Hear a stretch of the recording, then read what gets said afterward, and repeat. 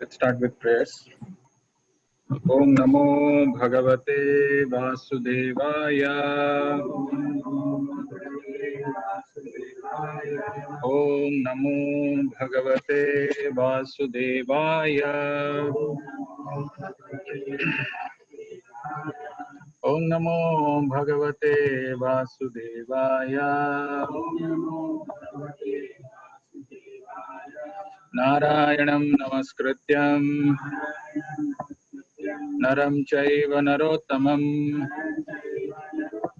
Devim Saraswatim Vyasam Tato Jayam Mudiraye Nashtaprayeshu Abhadreshu Nityam Bhagavata Sevaya Bhagavati Uttama Shloke Bhaktir Bhavati Naishtike.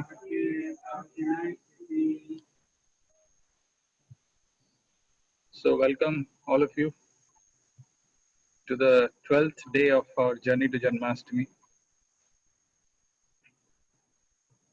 We are getting one day close to Janmashtami, the actual day of appearance of Lord Krishna.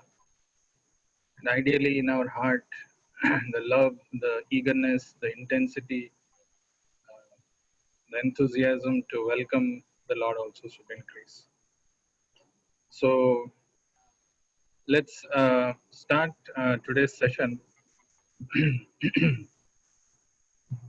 We have a very wonderful pastime of a deity and a very special dear devotee of the Lord. We will hear his pastime. So without further delay, let's just get started. So this presentation is dedicated to His Divine Grace A.C. Bhaktivedanta Swami Srila Prabhupada. Srila Prabhupada ki. So today's pastime, to understand this, there is an appropriate verse from the Bhagavatam first canto, first chapter, 5th verse. So I thought we'll start with this and then get directly into the pastime. So this verse is spoken by the sages of Naimisharanya. Very interesting verse. I don't think it is 5th verse. Maybe it is the 15th verse. I may be wrong. Anyway, the verse goes like this. Yatpada samshraya sutta munaya prasamayana sadhyah punanti upasprushta swardhuniya ponusevaya. If you understand the meaning of this verse, it's so nice. So wonderful this verse is. I mean, all of us basically from Indian background, where we grow up with this kind of belief or hearing this from different sources, that when we take bath in the Ganges, then we get purified. Our sins get eradicated. So here it is mentioned, Swardhuni aponu sevaya. Swardhuni refers to the water of Ganges. Swardhuni apo. Apo is the water. Swardhuni is Ganges. Ganges water anusevaya. When we take bath in the Ganges, we should get purified of our sinful reactions. But this verse is saying, Yatpada samshraya sutta munaya prasamayana sadhyah punanti upasprushta swardhuniya ponusevaya. Yatpada samshraya sutta. Oh, Sutta Goswami, when somebody is taking shelter of or is rendering devotional service to those people who are prasamayana and yatpada samshraya, who have always taken the shelter of the lotus feet of the Lord, in their association, or when somebody rendering devotional service, or in their association when somebody hears Krishna Katha, yatpada samshraya sutta munaya prasamayana sadhya punanti upasprushta. Immediately, sadhya is immediately, instantaneously one gets purified. Punanti upasprushta, immediately gets purified. Whereas for Ganges, one has to take many times baths, 100 times at least. So the beauty and the power and the impact and the effect of rendering devotional service to a devotee of the Lord and hearing Krishna Katha in his association is unparalleled. So this verse, it says, O Suta, those great sages who have completely taken shelter of the lotus feet of the Lord can at once sanctify those who come in touch with them, whereas the waters of the Ganges can sanctify only after prolonged use. And this particular sloka is exemplified in the life of this devotee that we are going to talk. Yat pada samshraya suta munaya prasamayana. One question people may get in life sometimes: which is a good day or a bad day?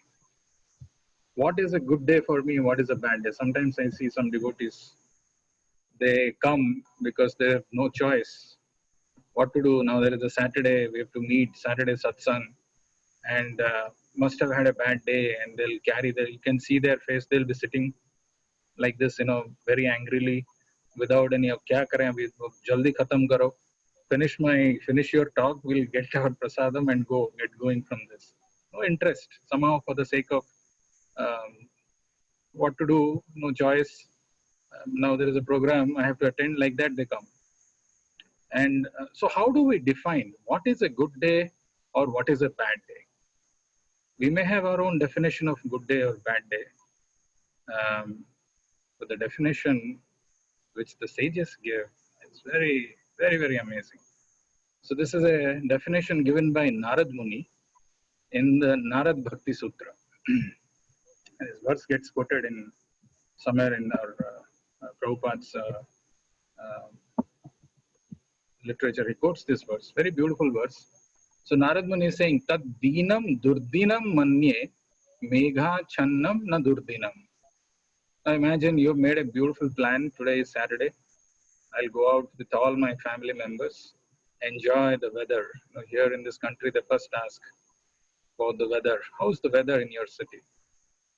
Is it good? Can I just go out and take a stroll? So weather discussion happens at least 10-15 minutes in the discussion that one has here with anybody, right? So imagine somebody has planned that I'll go out, eat somewhere outside, walk in a park or something, and suddenly he looks at the sky and the sky is cloudy, and all the plans of going out and enjoying the day is spoiled. Tad dinam durdinam manye megha channam na durdinam. So then one may curse, oh, such a bad day, not today. My plans got spoiled. What is the use? I had made so much, waiting eagerly for this weekend to go out with my family members or with our near and dear ones to enjoy some ice cream or eating some restaurant. It is gone. Tadinam durdinam manye megha channam na durdinam. But Narad Muni is saying, I don't consider that to be a durdinam.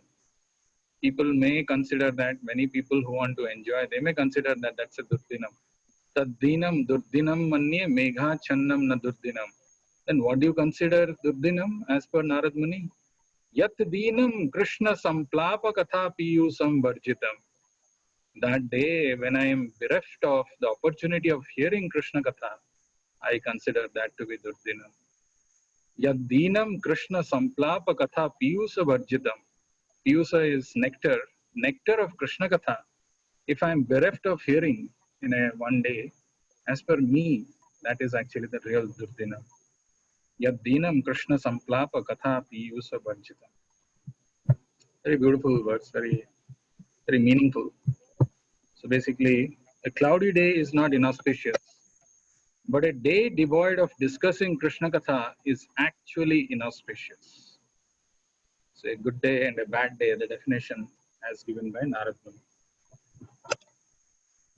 So let's straight go into our pastime of today. Very wonderful, very, very nice, very sweet. I want all of you to hear and just enjoy, just observe how wonderful this pastime is. So today's title for My Sweet Lord is Transformation Never Before. It's the 12th day today that we are in. So it is Transformation Never Before. So this is, this pastime is about one of the Goswamis. Like we've been hearing, this 6 Goswamis, the 6 primary disciples of Chaitanya Mahaprabhu, who played a very pivotal role in excavating the pastimes of Radha Krishna, erecting some wonderful temples, establishing the deity worship standards, and writing wonderful literatures. So today's pastime is about one of these 6 Goswamis by name Gopala Bhatta Goswami.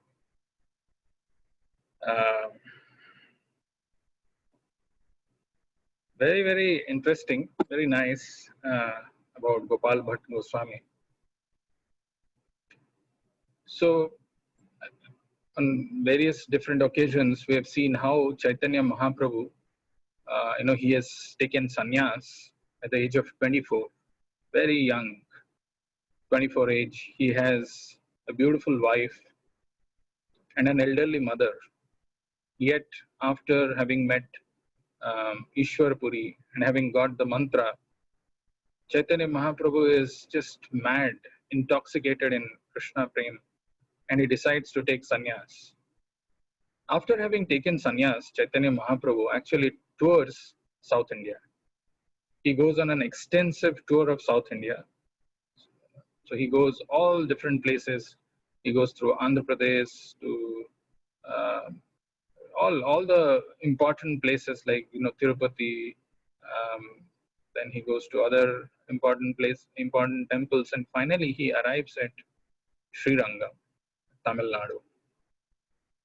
And we've also heard about the deity of Ranganath at Trichy, at Srirangam. Beautiful city, beautiful temple, wonderful deity of Vishnu lying, reclining position. If you have not seen, huge deity. So when Chaitanya Mahaprabhu goes to this temple and has the darshan of Lord Ranganath, Chaitanya Mahaprabhu was ecstatic. Just seeing the beautiful form of the Lord, he started singing beautiful songs, especially Hare Krishna Mahamantra, loudly. Hare Krishna, Krishna Krishna, Hare Hare, Hare Rama, Rama Rama, Hare Hare. Chaitanya Mahaprabhu, a young sannyasi, very melodious voice, extremely melodious. And his hands are very long hands, beautiful bodily complexion, golden complexion, and he's singing and dancing. He's a sannyasi and he's singing and dancing. Now, picture this in your mind. If you have not been, or you have been to Srirangam, if you have not been, picture this. There are gopurams. The entire city is virtually there inside, the temple. People are all, their lives revolve around this deity of Ranganath. People, the worshippers of Ranganath are all from Sri Vaishnava Sampradaya. They wear a little different kind of tilaks like this, but vertical tilak. And they're worshipping. They follow the rituals, the rules and regulations. The Lord comes out. There is a, musical instrument that they play with that Nadaswara and all those things. And in the midst of all this, people, mostly South Indians, who are very, very pious, very devoted to Lord Ranganath, there is one sannyasi who has come from somewhere, effulgent, bright, beautiful. The bodily glare and effulgence of Chaitanya Mahaprabhu, one can hardly miss. And he's singing beautifully, melodiously. Not just singing, he's dancing also. Singing and dancing to Hare Krishna Mahamantra. Now, seeing this, the head priest of Srirangam, Venkata Bhatta, he's a devotee of the Lord. He saw and he was awestruck. This must be a pure devotee of the Lord. Who is he? I don't know. But he goes and pays obeisances, flat. You see how contradiction, I mean, there are so much of contradictions. Sri Vaishnava Sampradaya people, they don't dance and sing like this in front of the deities. They have their own ways of doing this. But seeing a sannyasi singing and dancing in front of the deity, even if a head priest of Ranganath temple, he got moved. He got just, he got transformed. He just goes and falls down before Chaitanya Mahaprabhu and invites Chaitanya Mahaprabhu, please come to my house. Actually, this is a very important aspect of any devotee who has some faith in the Lord, who wants to advance in devotional life, to invite the devotees to their house. The house becomes purified by chanting the names of the Lord, by the presence of the devotees. So he invites Chaitanya Mahaprabhu just by seeing the effulgence and his mood of devotion. It attracted him so much, he invites him. What does he do seeing Chaitanya Mahaprabhu, inviting him to his house? He washes his feet, and that Charanamrit he takes and sprinkles it on everybody's face. Especially he gives it to his 7-year-old boy, whose name was Gopal Bhatt. Gopal Bhatt drinks that water, and he gets so attracted to Chaitanya Mahaprabhu. There is a natural, spontaneous attraction that he develops for Chaitanya Mahaprabhu. And just by Chaitanya Mahaprabhu's presence for some time, the heart of Venkata Bhatta changed so much that he requested Chaitanya Mahaprabhu. Now currently, we are actually going through this period of Chaturmasya, right? The 4 months where we fast from one item. During this period of Chaturmasya, the sannyasis don't travel. The sannyasis stay in one place, allow this 4 months of time to pass by, and then they resume their journey. Venkata Bhatta, with great submission and humility, requested Chaitanya Mahaprabhu that this is Chaturmasya time. Why don't you stay here in our house? We will be blessed to have your association. Will you stay here? Chaitanya Mahaprabhu very kindly accepted the proposal of Venkata Bhatta and stayed in his house for 4 months. Of course, Chaitanya Charitamrita doesn't give a lot of description apart from one simple incident, but such a beautiful incident, we will hear that. So Chaitanya Mahaprabhu agreed to the proposal of Venkata Bhatta and stayed in his house for 4 months. Now the young Gopal Bhatta was so attracted to Chaitanya Mahaprabhu. And Chaitanya Mahaprabhu, of course, is a saintly person who's there in somebody's house for 4 months. He's not quiet in one place and not doing anything, right? He's doing his activities and he's talking. He's talking about the glories of worshipping Radha Krishna and how Krishna is the supreme personality of Godhead. Chaitanya Mahaprabhu is explaining this to all these devotees. All the devotees, actually this Venkata Bhatta had 2 brothers and both of them were also devotees. So Chaitanya Mahaprabhu was proving like, Ete chamsa kalapumsa Krishnastu Bhagavan Swayam Indrari Vyakulam Loke Mridayanti Yuge Yuge. So he was establishing the position of Krishna and how all other incarnations come from Krishna. All these things he was telling. Seeing Chaitanya Mahaprabhu, Gopal Bhatt Goswami had one desire that, such a bright, effulgent sannyasi, how nice it would have been just to see him with his hairs not being shaven, and why he had to take this austerity of being a sannyasi. Actually, if somebody hears the description of Chaitanya Mahaprabhu from Chaitanya Bhagavat or from Chaitanya Charitamrita, one cannot but have this desire to at least see once Chaitanya Mahaprabhu. It is mentioned in the scriptures in Chaitanya Charitamrita, Ajanu Lambita Bhujau Kanakavadhato. Ajanu Lambita Bhujau Kanakavadhato. Sankirtanaika Pitaro Yugadharma Palo. Viswambhara Jugadharo Yugadharma Palo. Bande Jagat Priya Karo Karunavataro. It's one of the beautiful songs written by the author of Chaitanya Bhagavat, Vrindavan Das Thakur. So, Ajanu Lambita Bhujo, Chaitanya Mahaprabhu's hands used to go beyond his knees. Ajanu lambita bhujau kanakavadhato. And what is his complexion? What was his color of his body? Kanakavadhato, golden complexion, molten golden complexion. So that kind of a form, once one hears the description of that, one will naturally develop a desire. Can I get a chance to see that beautiful form of the Lord? So this Gopal Bhatt used to have this desire. Can I see this beautiful form of the Lord? And actually it is mentioned Chaitanya Mahaprabhu displayed his form before sannyas. And seeing that, there was tears in the eyes of young Gopal Bhatt. One day, while having a discussion with Gopal Bhatt's father, Venkata Bhatta, Chaitanya Mahaprabhu asked, so you see, Venkata Bhatta, I don't know how he used to address, I'm trying to make an attempt. So Venkata Bhatta, you are worshipping Lakshmi Narayana, but you see the highest form of worship is Radha Krishna. So your Lakshmi also wants to come and participate in Radha Krishna's pastime. How do you justify this? He's asking this. Who's asking? Chaitanya Mahaprabhu is asking to whom? He's asking to Venkata Bhatta. Venkata Bhatta tried to answer, saying that, oh Lord, Chaitanya Mahaprabhu, worship of Radha Krishna and Lakshmi Narayana are one and the same. Who is Lakshmi? She is only Radha. Who is Narayana? He is only Krishna. So Chaitanya Mahaprabhu says, yes, in one way, but no, in another way.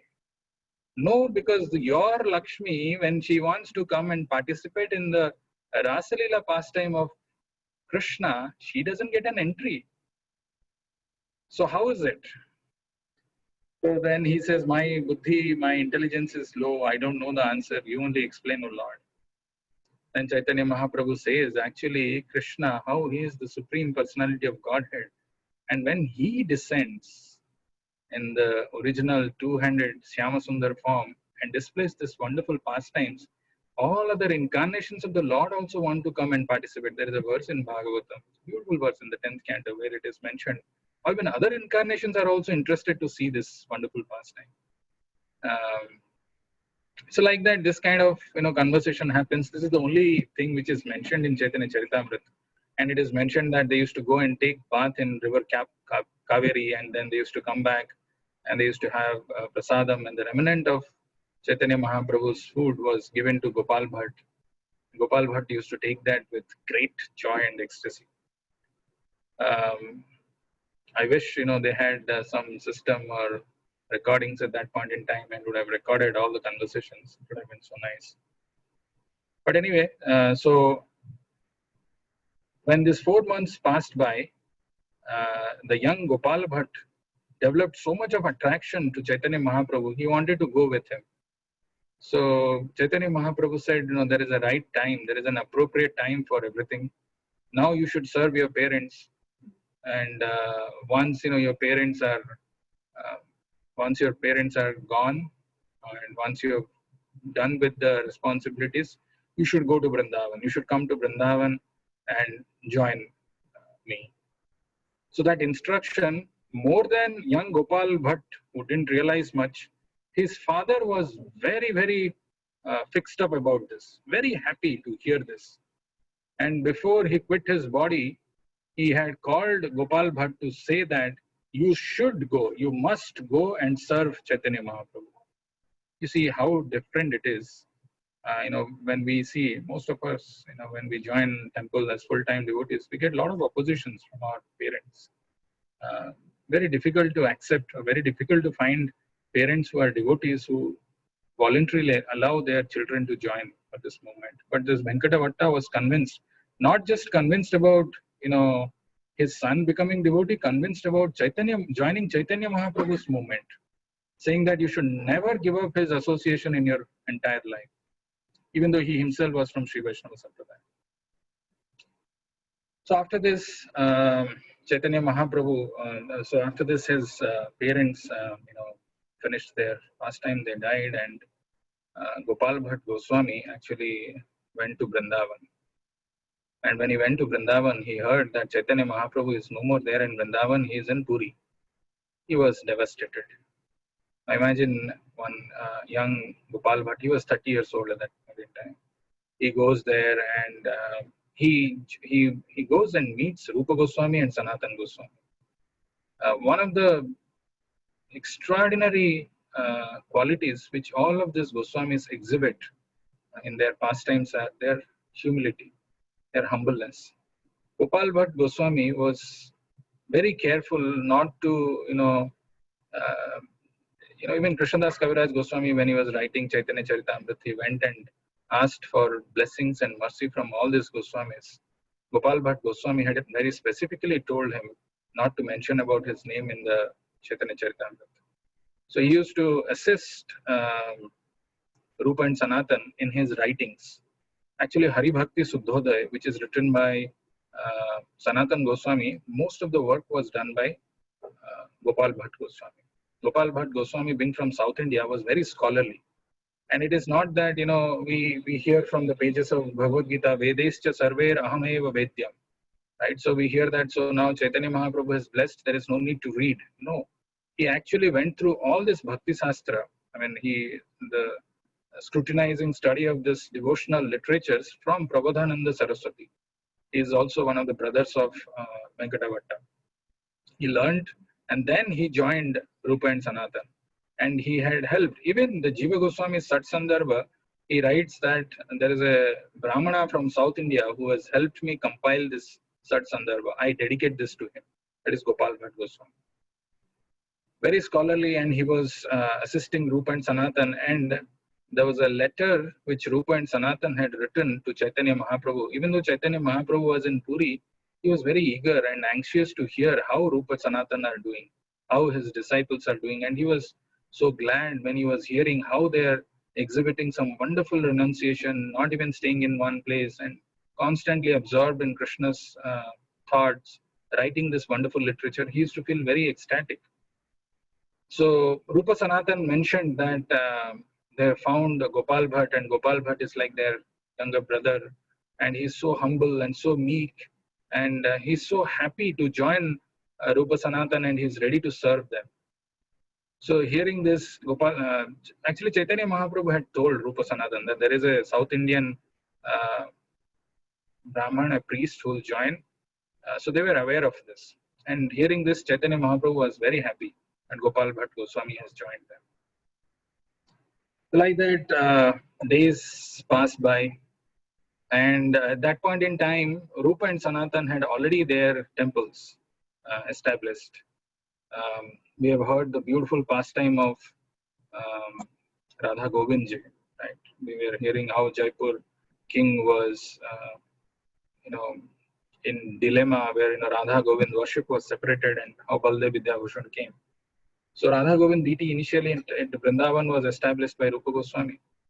And Madan Mohan temple also, we saw Sanatan Goswami, that temple was established, and they were busy doing the worship of their deities and absorbed in writing the literatures of Krishna.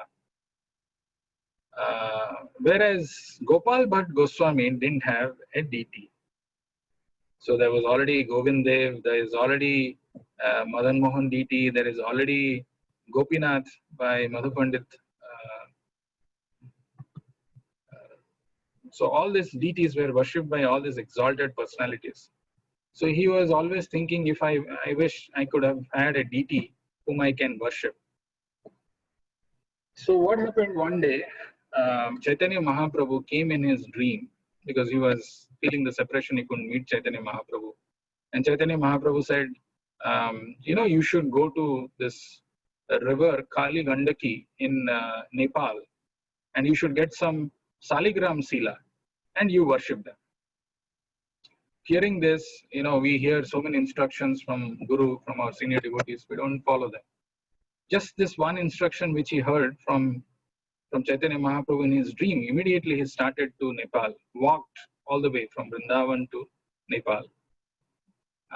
So this worship of Saligram Sila is very, very auspicious. It cannot be done whimsically.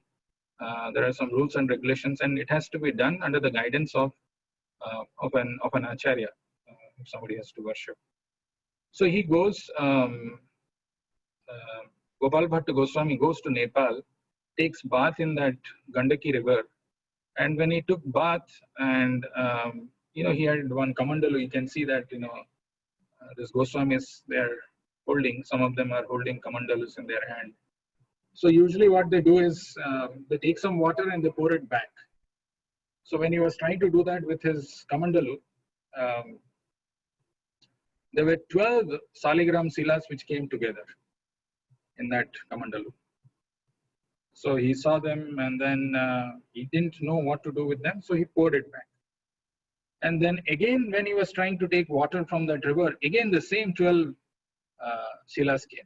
So it is not like, it's not so easy to get this saligram sila. It is not like, they're there and you just go and pick them up and then come back. Not like that. So he again got those 12 silas. So he didn't know what to do with them. Again, he threw it in the water. And the third time when he did, again those same 12 silas came, and he thought probably this is Lord's direction that I should worship this 12 saligram silas. So he brings this 12 silas with him and comes back to Vrindavan. He ties them in a cloth and keeps them. He hangs him around his neck, worshipping them. So there are standards of worship which has to be done, which he was doing very, very diligently. But always he was having a regret in his life, in his heart, that I don't have a deity. Even though I have a saligram, I can't, make them wear some, earrings or some crown or a nose ring or some, this waist jewelry that they wear. How will I, this desire will never get fulfilled? He was thinking like this. And he used to go and have beautiful darshan of Govindji, Gopinathji, and Madan Mohan, and he used to hanker, he used to wish, oh Lord, when will I have a deity like this whom I can render some personal service? So this desire, it became more and more intense. It intensified. And it so happened there was a rich merchant who was in Vrindavan who was distributing some wealth for decorating the deity, some jewelries, like some earrings, some necklace, some crown, and some other jewelries to different devotees. So he gave something to Gopal Bhatt Goswami. Gopal Bhatt Goswami accepted those, but he thought to himself, what will I do with this? But anyway, he kept it. And then it was actually the day of Narsimha Jayanti. So actually, this story of Radharaman there is a lot of mysteries in that. It is, if you see the deity, it's just so magnificent, so beautiful. To appreciate the beauty of Radharaman, one needs to have that kind of a vision. Also, one needs to see them. They're very small deity. They're about 12 inches or so. It's so special. So what happened on the day of Narsimha Jayanti? This Gopal Bhatt Goswami, he went to some temple, and he had the darshan of Govindji and Madan Mohan and all these deities, and he was coming back, and he was thinking, oh Lord, you appeared from a pillar for the sake of your devotee Prahlad. I've got all these 12, saligram silas, yet I'm not able to worship a form of yours. Why can't you manifest? And this thought was there always inside him. On that particular day, he said, if you're not going to manifest from this saligram silas, I'll tie them around my neck and I'll commit suicide in Yamuna. So anyway, he goes and he takes bath in river Yamuna, and he comes back.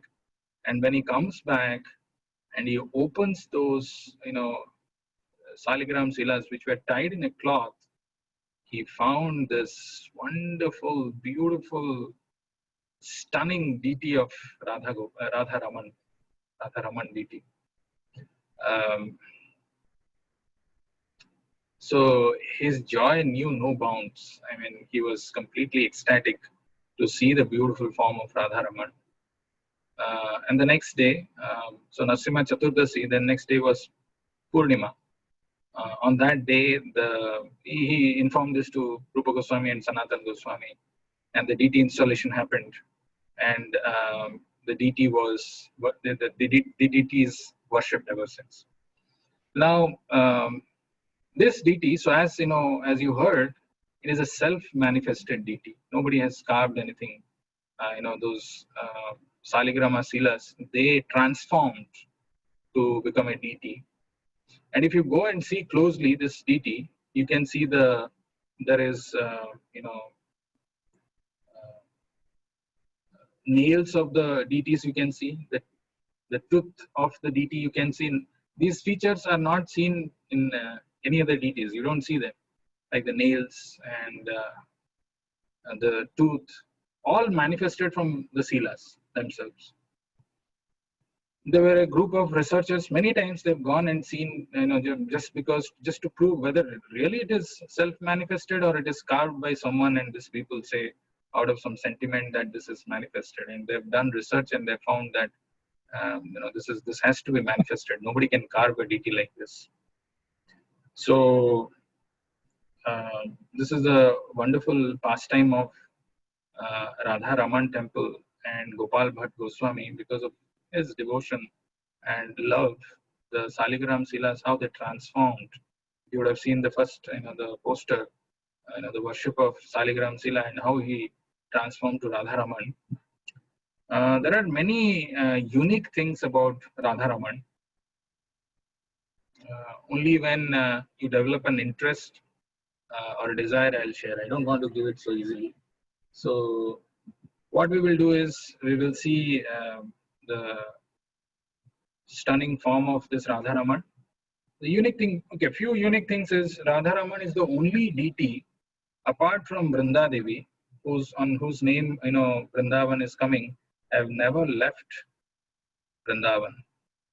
So all this Govindji, Madan Mohan, other deities, when this Mughal kings have attacked, they've all shifted to Jaipur. But Radharaman deity have always stayed in Vrindavan. What else is there? There are at least I can say some 10, 20 very unique things about him. As I said, I'll tell more when the appropriate time comes. Let's have a look at Radharaman deity. So you have to hold your breath to see this, wonderful, beautiful form of the Lord. So this is the temple of Radharaman. Those of you who have not been, you should just hanker, when I'll get an opportunity. Actually, one of the first things which one devotee desires when he hears this wonderful pastimes of the Lord in Vrindavan or such places, when will I be able to go and see this, beautiful forms of the Lord? And can I have my, eyes, can it be purified by seeing these deities? So one has to hanker. This is the Gandaki river, which I was telling in Nepal, Kali Gandaki river. And these are Saligram Silas, not exactly the ones which Gopal Bhatt Goswami found, but these are different forms and shapes of Saligram Silas. So now the moment of reckoning, of seeing the beautiful form of Radharaman. So here you go.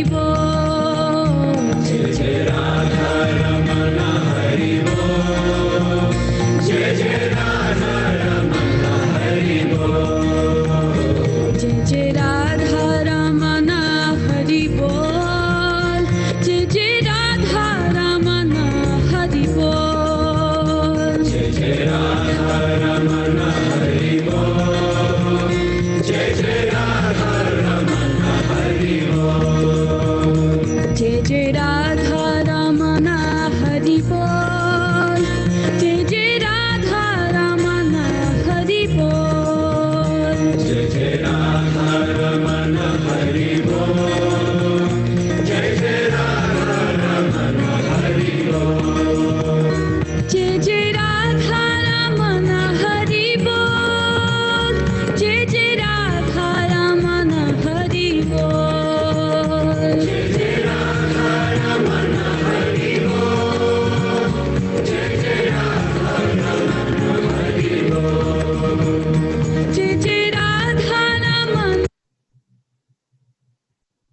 So that's Radharaman DT.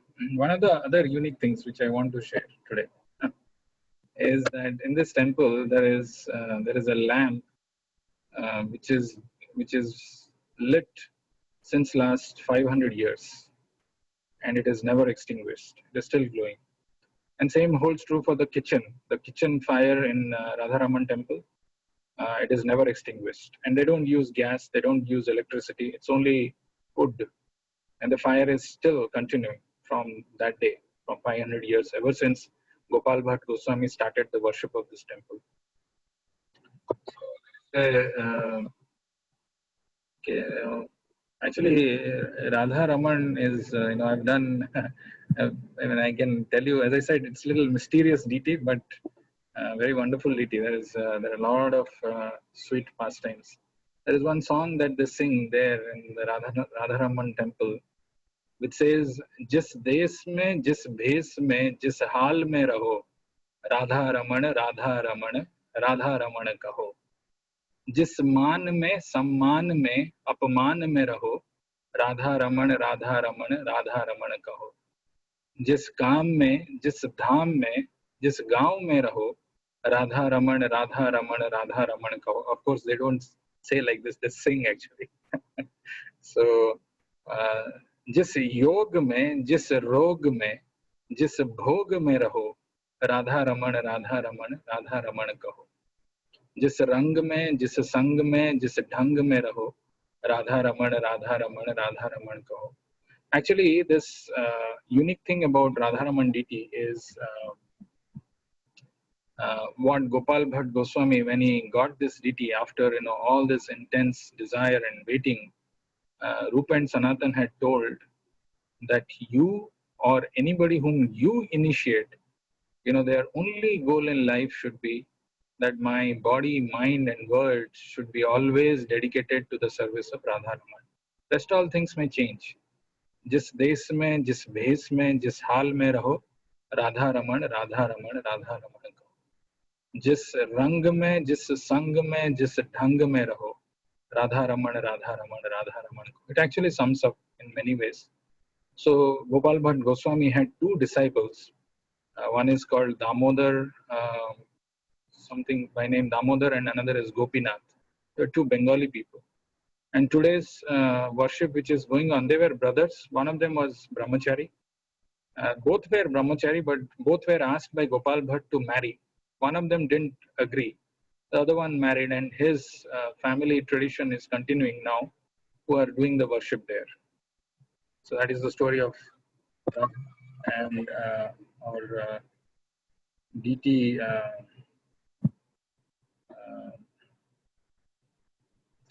our devotee Gopal Goswami. Let's go to the next section, our Stavamala. The wonderful sloka is offered by pure devotees. Today's sloka is offered by Madhav has to guess.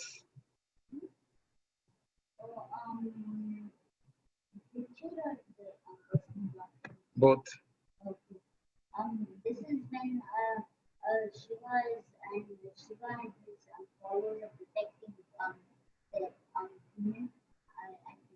What is his name? But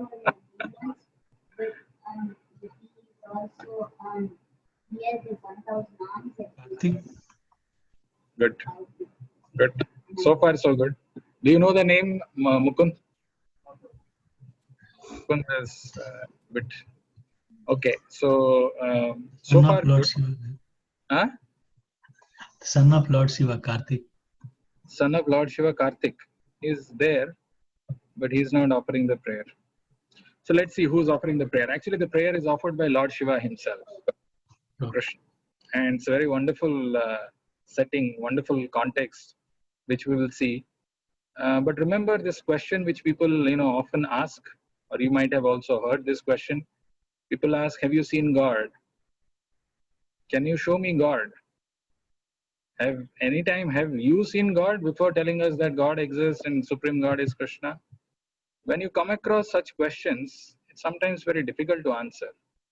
But the answer is there in today's verse, which is offered by Shiva himself. So let's see. So this verse, we'll just read word by word and then the line by line, and then we will see the meanings, the context and the mood. Shri Rudraha Uvacha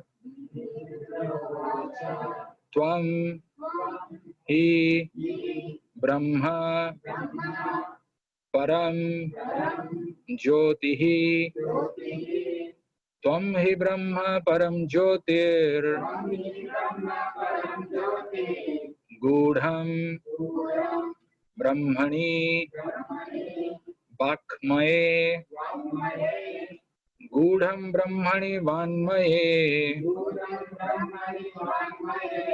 Yam Pashyanti Amalatmana Yam Pashyanti Amalatmana Akasam Iva Kevalam Akasam Iva Kevalam Shri Rudra Vacha Tvam Hi Brahma Param Jyotir Gudham Brahmani Vanmahe Yam Pashyanti Amalatmana Akasam Iva Kevalam. We'll do one more time. Shri Rudra Vacha Tvam Hi Brahma Param Jyotir Gudham Brahmani Vanmahe Yam Pashyanti Amalatmana Akasam Iva Kevalam. Let's see the what word meaning. Shri Rudra Uvacha, Lord Shiva said, Tvam, you, he alone, Brahma, the absolute truth. So Lord Shiva is telling, is referring to Krishna, you are the only absolute truth. You alone are the absolute truth. What kind of supreme absolute truth? Tvam hi Brahma Param, and Param Jyotihi, light. You know, sometimes these people say, who do not believe in the form of the Lord, that the Lord is like some kind of a light, right? Some indescribable, anirvachanya, no color and no form, that kind of a definition they give. So here Shiva is telling, Tvam hi Brahma Param Jyotihi, you are the supreme light and the absolute truth. Gudham, you are hidden. Brahmani, in the absolute truth. Vakmaye, in its form of language. In the Vedas also, if somebody wants to learn about the supreme absolute truth, it's not easy because it is hidden. So who can see then? Yam, whom? Pashyanti, can see, they see.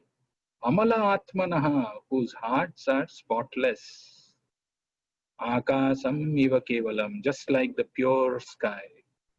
So if somebody's heart is spotless, pure, Amalatmana, he can understand this Gudham Brahmani. They can understand the hidden absolute truth in the language of Vedas. So that is the word meaning, and this is the translation of this verse.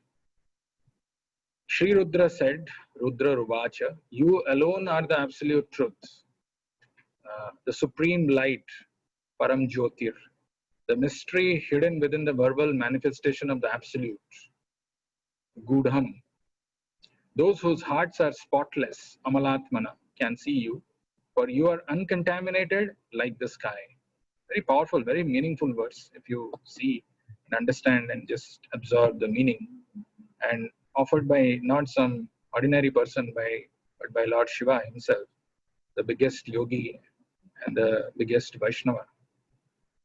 So what is the context? Context is very important, interesting to know. This is something very, when if you don't know, it will be very difficult to understand. So Krishna's son Aniruddha, he actually wanted to marry the daughter of a demon by name Banasura, which Madhav could not get the name. That's Banasura. Banasura had 1,000 hands, and he was a devotee of Shiva, Lord Shiva. So It's a long story. I mean, I can't go. It's beautifully given in Krishna book. You should hear this wonderful pastime. How Aniruddha was just, he was sleeping and he was transferred overnight to the palace of Banasur by this daughter of, I forgot his, I think it's Lakshmana, Banasur. And when Banasur got to know about this, he captured Aniruddha. So to help Banasur, so Krishna, this news spreaded, and Krishna and Balaram came to rescue Aniruddha. And to help Banasur, Lord Shiva came.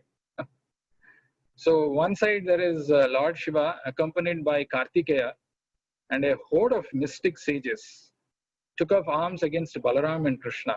Very bewildering to know this, but this is how it happened. And after Lord Krishna had thoroughly defeated the ghosts and the other followers of Lord Shiva, Shiva sent a weapon called Shiva Jwara. So Shiva Jwara is a weapon which it produces high temperature. So it's a heat producing temperature. So a personification of fever with 3 heads and 3 legs approached Lord Krishna to fight him. Seeing the Shiva Jwara, Krishna released his Vishnu Jwara. Vishnu Jwara is cooling. It will cool the whole effect of this Shiva Jwara.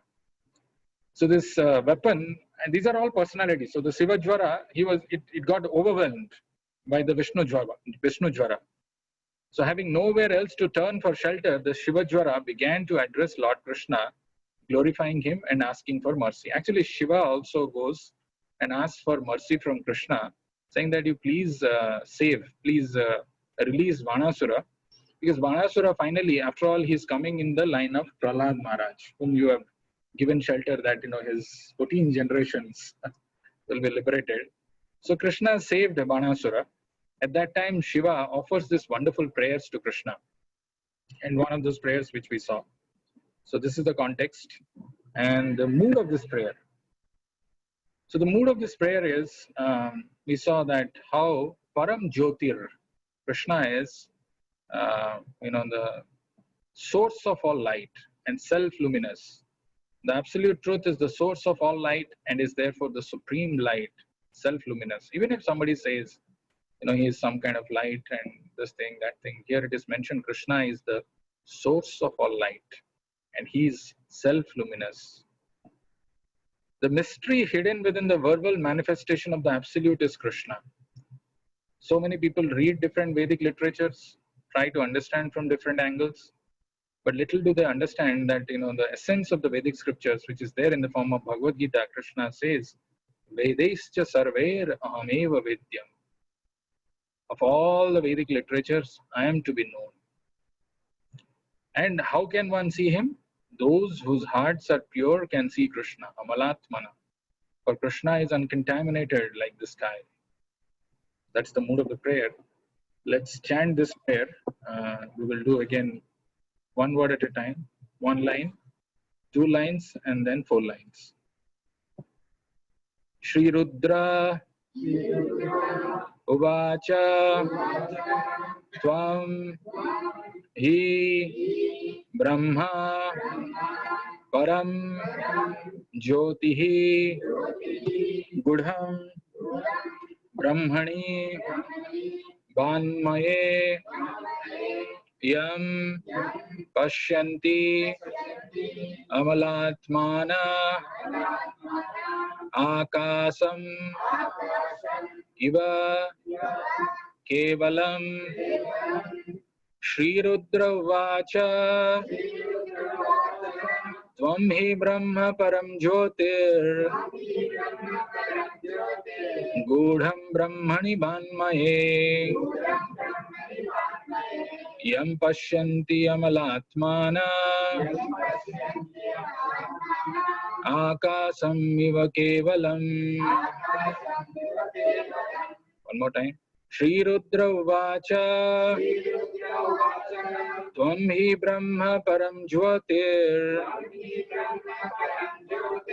Gudham Brahmani Vanmaye Yam Pashyanti Amalatmana Akasam Iva Kevalam. We will do 2 lines. Shri Rudra Vacha Tvam hi Brahma Param Jyotir Gudham Brahmani Banmaye.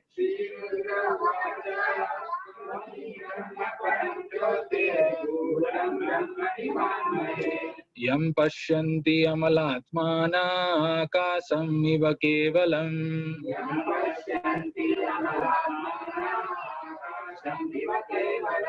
We'll do the full verse. Shri Rudra Vacha Tvam hi Brahma Param Jyotir Gudham Brahmani Banmaye. Yam Pashyanti Amalatmana Akasam Iva Kevalam. Shri Rudra Vacha Tvam hi Brahma Param Jyotir Gudham Brahmani Banmaye. Yam Pashyanti Amalatmana Akasam Iva Kevalam. Anybody wants to chant? Sure, Prabhu. Word. Shri Rudra Vacha Tvam hi Brahma Param Jyotir Budham Brahmani Vanmaye Yam Pashyanti Amalatmana Akasham Iva Kevalam. Very nice. Anybody else? Yes, Prabhu. Go ahead. Shri Rudra Vacha Tvam hi Brahma Param Jyotir Gudham Brahmani Vanmaye Yam Pashyanti Amalatmana Akasham Iva Kevalam. Amalatmana. That word is Amala Atmana. Amalatmana. Thank you. Thank you. So let's go to the last section of today's session, to the activities. So yesterday we had this activity of offering Garland, Bhakti Mala. I saw some of you have sent pictures. Anybody wants to share who has not shared?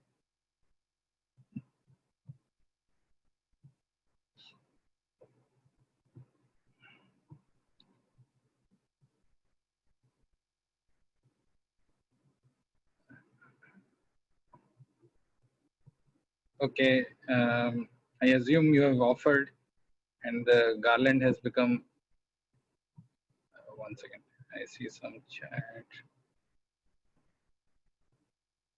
Hare Krishna.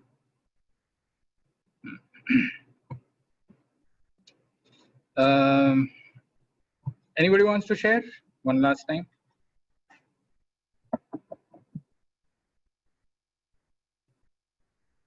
Okay, all right. So either there is lack of flowers and you offered in mind, or you have offered and it has become not so fresh, so you don't want to sow. That's fine. Today's activities, I had told that have your ghee lamp. I hope it is ready, or if you want to have it now, you can have it. We will offer ghee lamp today, and let's understand the importance and significance of this. So today's activity is called Illuminates. Right. So offering a simple lamp to the Lord can be so powerful. This is very early days. One interviewer was asking Srila Prabhupada, it is 1968 in Seattle. So the interviewer asked Prabhupada, what do you offer to Krishna? That is, do you offer money in the sense of an offering in a Christian church? Or do you burn anything, for example, incense, or could you explain this? So Prabhupada answers, yes, the flowers, incense, and fruits, the same thing. I have already explained that whatever he has described in the Bhagavad Gita, Krishna says that anyone offering me these things in devotion. So we follow the same principle. So it is very nice thing. If the students follow, they can follow it individually. Even in his own apartment, he can keep a picture of Krishna and offer a lamp, a candle, and one, I mean to say, incense. he will feel tremendously spiritually advanced. And if he reads these books, his life will be changed completely. This is what Prabhupada says. Interestingly, Rupa Goswami mentions about the story of a rat in a temple room from the pages of Puranas in Nectar of Devotion. He quotes this.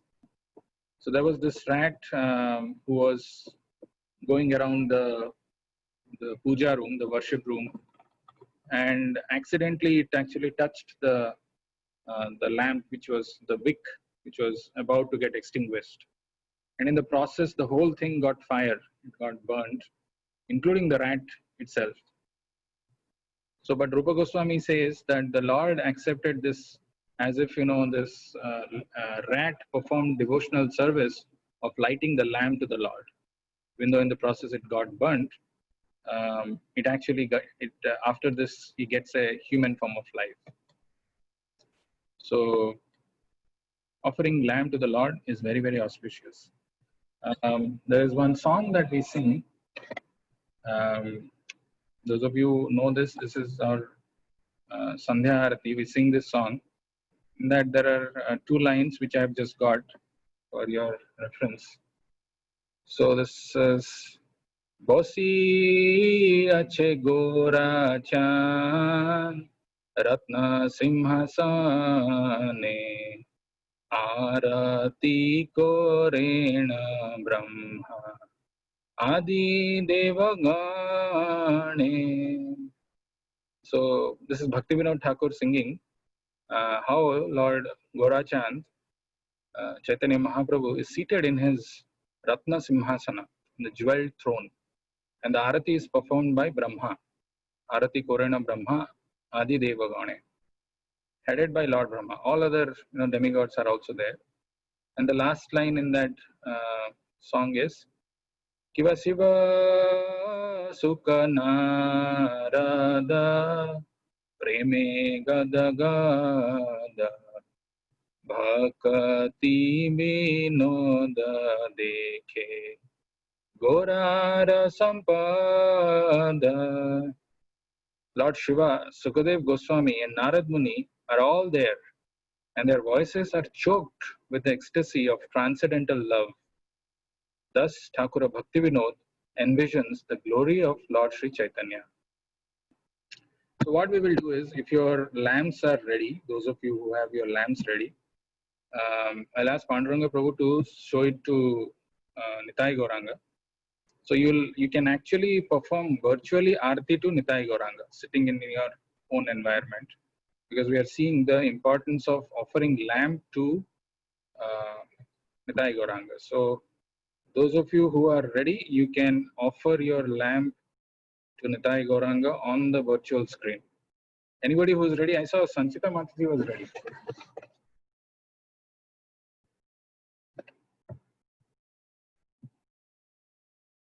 I see Subham is ready. Okay, Subham, why don't you start? You can offer your ghee lamp to Nitai Gauranga on the screen. Okay, Prabhu, just a minute.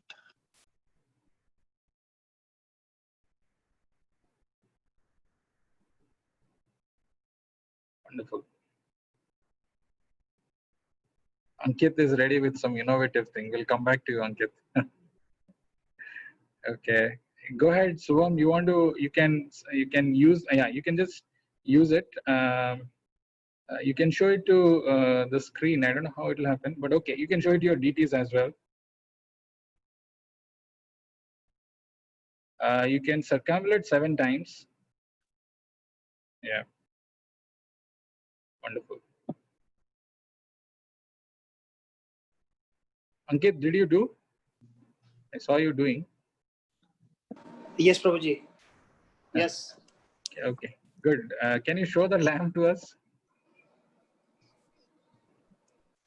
Okay, nice. Nice. Very nice. Some innovative, I think, whatever you could manage, I think that's good. That's wonderful. Nice. So your DTs will be pleased with your offering of lamp. Anybody else wants to offer?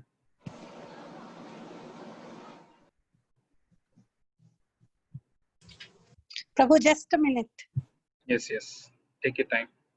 Not a lot of time, but yeah, 1 minute is fine.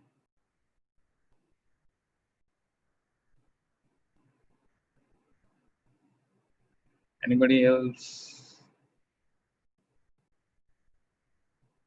Shubham, you are showing your DTs. 1 second, let me have a look at it. I think you had shown earlier, but let's. I'm offering Rima. Okay, good. Prabhu, me also. Who's that? Me? I am Anjani Goel, Prabhu. Yeah, Yes. right. Anjani. Lamp is ready, Prabhu. Yeah, great. So this is I see. just opened the video also. You are ready? Okay. Laddu Gopal of Subham we were seeing. Okay, yes, Anjani Mataji, go for it.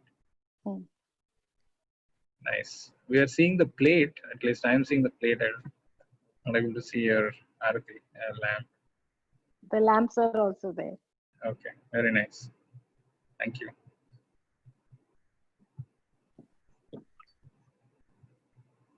Anybody else? Yes, Prabhu. Ankita Mataji, you are ready? Zoom একটা উল্টাই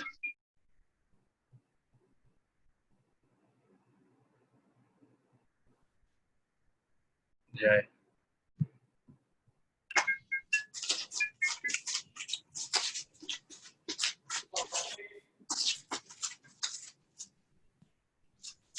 Radha Krishna, you have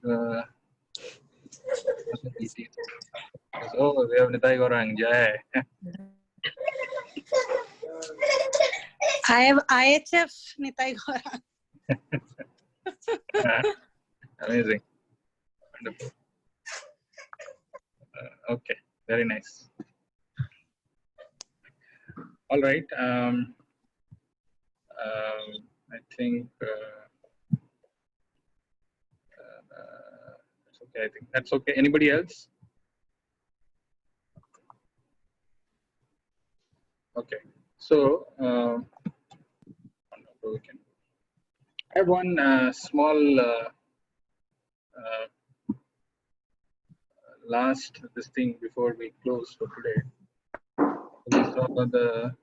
So even though this activity may look very simple, but I sincerely recommend that you do it in your place also and understand the spiritual significance of this. And when you do that with that understanding, with that love and devotion, actually Krishna gets purchased. So what we will do is my screen visible? Not visible? Yes, Prabhu. Okay. So I have so this is video.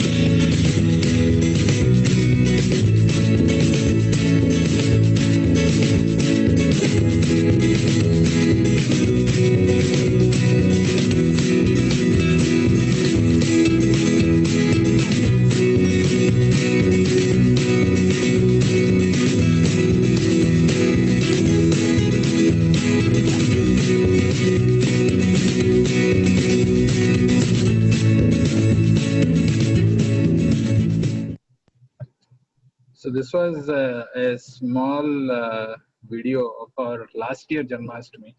Some of you were there, some of you were not there, but there were about 500 people.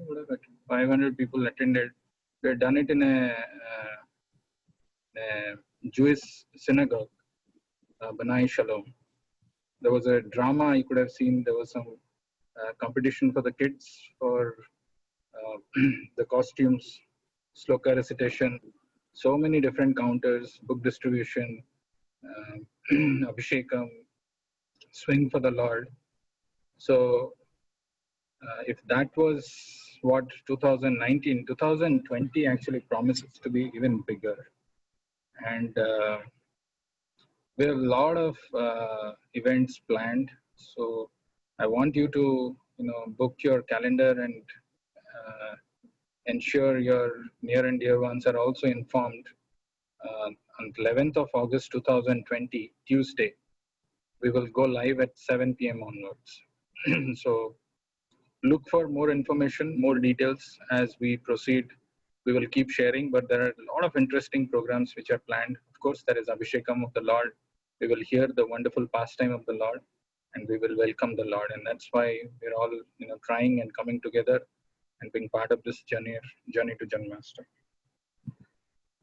So thank you very much for being part of this journey. And look forward to another equally interesting, heart-melting pastime of the Lord tomorrow. And also we will see some wonderful sloka and do an activity. I would request participate in the activity. I was very happy to see today, I think probably we had the largest number of sloka chanting in the last 10-11 days. So these slokas are, as I said, are offered by the pure devotees of the Lord, by the devotees of the Lord. So just by reciting, it is we get purified. We get the benefit of this prayers are not not just ordinary prayers by anybody offered by anybody normal person. So do participate, recite these verses, remember this, hear these pastimes, and that's how we will welcome the Lord. So with that, we'll close today. Can I request all of you to come in front of the camera and raise your hand, please?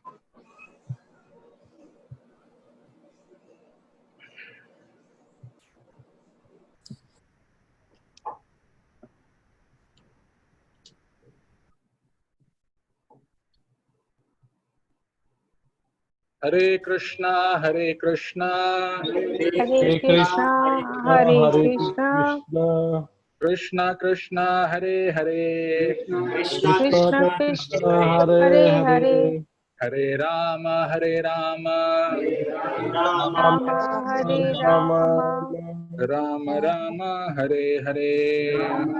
Rama Rama Hare Hare. Shri Shri Radha Ramana Lal ki, Jai. Gopal Bhatt Goswami ki, Prabhupada ki, Jai. Janmashtami Maha Mahotsav ki, Jai. Gaur Premanande, Hari Hari Hari Bol. Bol. Hare Krishna. Hare Krishna.